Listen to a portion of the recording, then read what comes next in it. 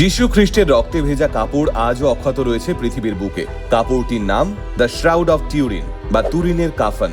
14 foot লম্বা এই কাপড়টিকে ভীষণ পবিত্র বলে মনে করেন খ্রিস্ট ধর্মের লোকেরা।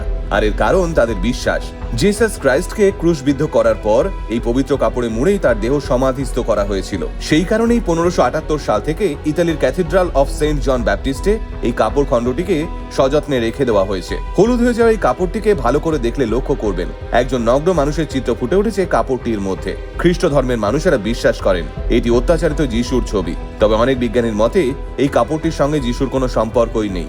এটি খুবই সাধারণ একটা কাপড়ের টুকরো, যা দিয়ে 14 শতকের সম্রাট কিং ফিশারের একটি মূর্তি মুড়িয়ে রাখা হয়েছিল। তৎকালীন যাজকরা গির্জা লাভের জন্য এটিকে যিশুর সমাধির সঙ্গে রক্তভেজা কাপড় হিসেবে জুড়ে দেন, কারণ যিশু ক্রুশবিদ্ধ হয়েছিলেন আজ থেকে 2000 বছর আগে। এই কাপড়টার বয়স মোটেই অতদিন নয়। এবার কোনটা সত্যি আর কোনটা মিথ্যে একমাত্র যিশুই জানেন।